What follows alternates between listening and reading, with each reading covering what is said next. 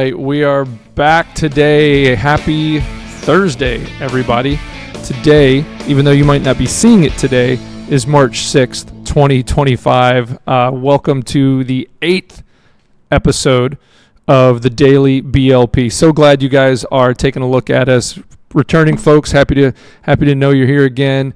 New folks, hey, sit down, strap in.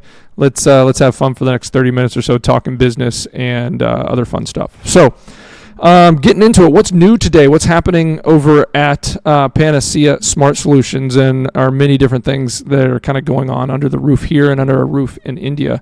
One new thing going on today, we're having our initial onboarding for a new client that signed about a week and a half ago. I think I talked about that in a previous episode. So really excited for that. That was one in the works for a couple months. So just fired up to get on the phone. I'm going to do a little pre-meeting with the tech team, let them know a little bit about what I know from the sales process on this client, and then be on the client call to introduce our team. We like to have most of our tech team on that initial call just to kind of rally around the new client and let them know that they're backed by a lot of people. So I'll introduce them, let them know briefly what everybody does, and then I'll get out of the way, shut up, and kind of mute. Moving on from there, more update.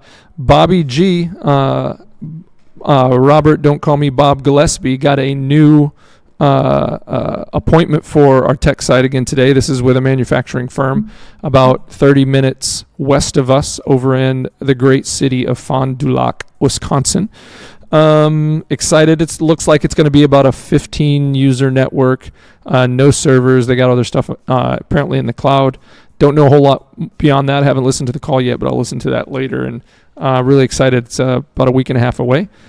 So that will be cool, man. Bobby's knocking it out of the park still. I know how he does it, but he's got the magic touch on the phone for sure. What else do we have going on? Manish isn't here with us today. He's apparently, doing real work and not, behind the camera. He's helping out a client of ours that we do digital marketing for. This client is actually from North Carolina, Matt.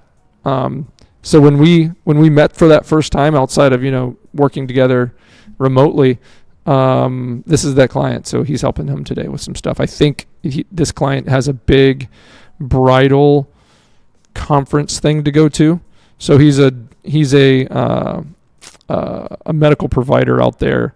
And one of the things he does is like Botox and weight loss and stuff like that. So he likes to get to those kind of things and try to find people who are getting ready to get married and they want to lose a few pounds and they want to, tighten up some stuff, nips and tucks or whatever that looks like. And so he can help with that. Great guy. So that I think Manish is helping him get his marketing stuff ready for that, email campaigns and brochures and things of that sort.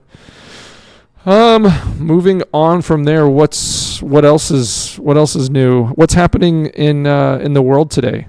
Manoj, Matt, anything that you guys know about that I don't know about? I was looking up some things. Nothing too crazy that I have seen. One thing, just in my neck of woods in Colorado, there was a missing snowboarder for a while, and they just found him recently. Was he okay? Unfortunately not. I guess they're assuming he probably fell in a tree well, which is you can get really just sucked down in the snow if you're alone. But that was big news over in my neck of the woods here in Colorado. But other than that, I haven't seen too much. The planes have stayed in the sky. Staying in the sky. They're landing as far as I know. Right side up. Yes, right side up. Okay, so tell me about like a tree well. What is that? Is that where like snow kind of explain that? I've never heard of that before.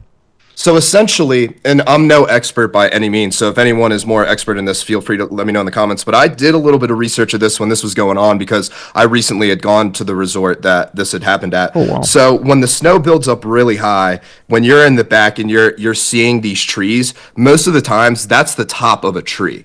Yeah. So like a tree, a tree that is like, 10, 15 feet high. That's the top of it. And so what a tree well is those trees have leaves most of the time. And so the snow piles on the leaves. And so it's all good. It's packed snow. But what a tree well is when there's a tree that has no leaves or branches. So it's really just a stick. So there's nothing to pack. And so there's kind of a hole that is created very, very deep down. And so essentially if you fall and say you fall head first, you could fall in, like 6 feet down, very, very deep, and no way to get out.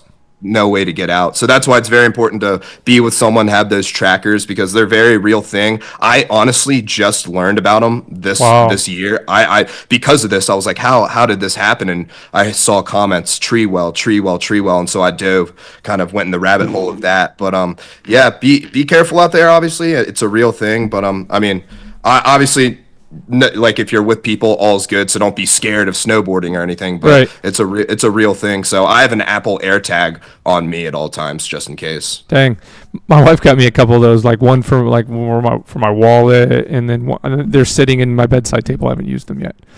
Yeah. And I don't know why. I think part of the reason why is I heard weird stuff about AirTags and people using them to do janky stuff, but I'm sure that's rare. But back to the snowboarding thing, I've never heard of that either. Snowboarding's popular here in Wisconsin, but we don't have any like mountains. We have hills, like big hills that to us looks like a mountain, but it's not really a mountain. Right, and the snow doesn't get that deep, But like what you're talking about in mountains, you're talking the snow can get 6, 10, 12, even deeper, depending on your elevation and stuff like that, right? Yep. Yeah, it's really wild. I've gotten stuck before where, you take your board off and you try to step in, and then you get like it's up knee high and you're like, oh crap, now I really got to walk in for me, because that's some cardio right there. But yeah, it's crazy out here. It's my first year living out here, so it's been a cool experience seeing kind of conditions like that. Yeah, man, be careful, buddy system, when you're boarding. Always. All right. Sir. Okay, so I jumped over to Doge, so our daily dose of DOGE. So the other day we were talking about how they found a bunch of software with one of the departments of something or something. I think originally it was GSA found like 13,000 software licenses that weren't assigned to everybody, whatever. So they did the same thing at HUD. HUD, was it Housing and Urban Development or something like that? I think it is something like that. Completed the same audit. Initial findings on paid software licenses. So paid, I had to reread that because I saw some of these softwares. I'm like, well, maybe it was free. Can be a security risk if you got a bunch of open free licenses sitting on people's computers and the logins get compromised or something. But paid licenses. Okay, we're talking money still. 35,855 ServiceNow licenses on 3 products. Only 84 of them were being used. How do you get to 35,855 to begin with and only 84? Like, that's a bit. That's just crazy. 11,000 Adobe Acrobat licenses with 0 users. So it doesn't say Pro, but I know Adobe Pro is about $25 a month per user. Yeah. Right? Yeah, I was just about to say, I know Adobe, and Adobe stuff ain't cheap whatsoever. No. So that's pretty crazy. And if it's just like Acrobat Reader is free, and then the next level for like a piece of their software, unless it's like Express or some weird, kind of thing that they're offering on the cloud, like if it's just to be able to use Adobe Pro, just to be able to manipulate PDFs, that's about $25 to $29 a month per user, and 0 users of 11,000. It's crazy to me. It's one thing you're wasting the money. There's not even, no one's watching. 1,776 Cognos licensing. I don't know what Cognos is. Manoj, can you Google Cognos software? Of 1,176, only 325 of those guys are being used. 800 Westlaw Classic licensing. 216. I don't know what that is either. Westlaw Classic. Only 216 of the 800 were being used, and then 10,000 Java licenses. Paid Java. I don't even know what a paid Java license is. I pretty much thought Java was kind of end of life and obsolete now because I thought it was just insecure. 10,000 Java licenses, only 400 of them are being used.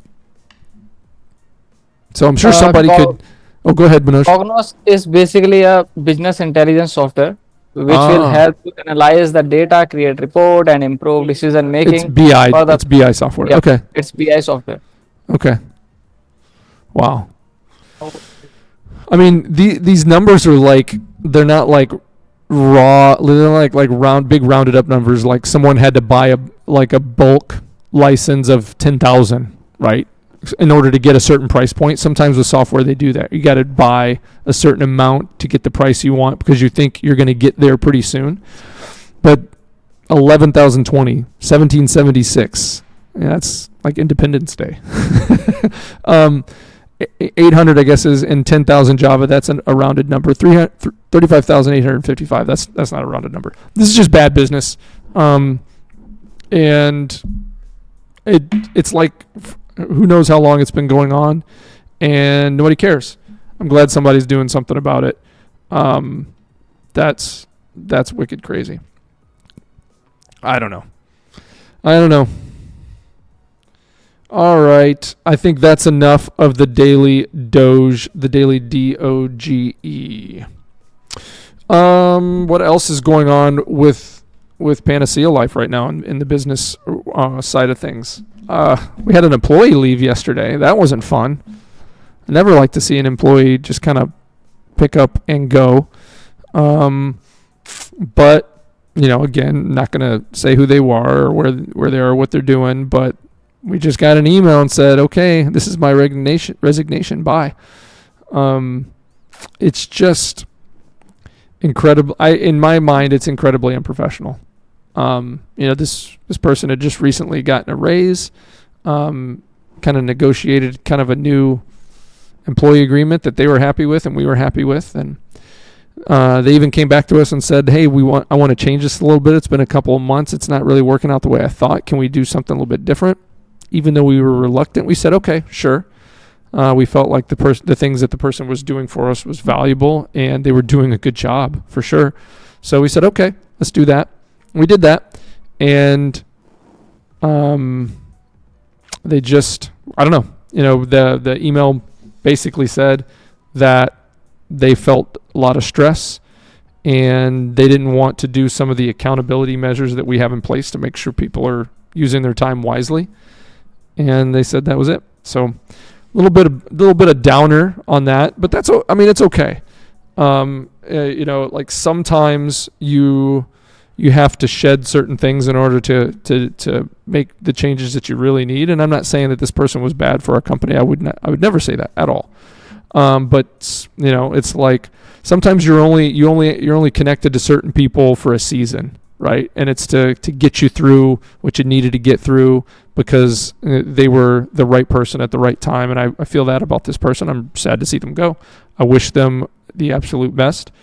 But now we have an opportunity to bring somebody new and fresh onto the team, and maybe with some additional skill sets that we didn't have before. So that's how that goes. Everybody watching, if you've never hired an employee, if you have, don't get too down and when they leave, and don't get too high when you get new ones.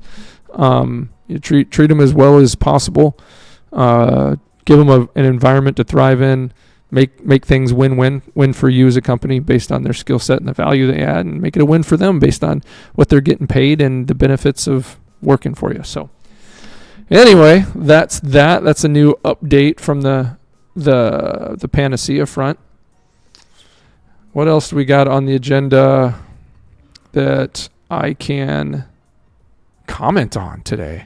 It's kind of a slow day, Thursday. I talked about yesterday I might be in Chicago. Obviously not in Chicago right now. Still in Sheboygan. Maybe tomorrow, which I'm okay with because everybody in my house got the flu, and even my wife, and it's hard to take care of a bunch of kiddos and keep things running when you don't really even feel like moving. So me being gone overnight is tricky. Yeah, that's about all I've got for today, guys. Anything else that you think I'm missing on that we should be covering? No, I think that's about it. And business news is nothing too crazy right I'm now okay from with what that. I can see. Nothing too wild. Nothing really too wild going on right now. Yeah, I think all good. We'll probably I'll keep a lookout today for tomorrow, but yeah, that's pretty much it. Only thing I can think of is we talked about yesterday, kind of the resurgence of the WWE. I saw some more of that Oh, last really? night because I guess That's John kinda fun. Cena did something big. So I see The Rock coming back. I see John Cena coming back. They're getting rappers like Travis Scott. They're getting streamers. They got Logan Paul. So they're really trying to come back. That's the only thing I can really think of. I wonder what's the like the net worth of the WWE right now. I want to say they got bought by ESPN or something. I want to Did say they? they're in the billions. Let me see. Let me see first. Does ESPN own WWE? So you do that. I'll look this real quick. WWE market cap is 9.608 billion right now. The stock is 9.204 billion as of Thursday. That was September 2023. So that's old news. This is via financecharts.com. This is interesting. So they're owned by a group called Endeavor Group Holdings, which Okay. owns WWE, but they also own the Big 12 College Conference and the SEC conference. They also own things like MEAC, OVC, Conference USA, other ones I haven't heard. So a very So when someone owns that, do they own the rights to They own- like the media value, they can't necessarily own the conference is Yeah. made up of colleges and It's a- universities, right? Yeah, it looks like it's a holding company because it says they're also so it says represents. Okay. It says, hold one sec.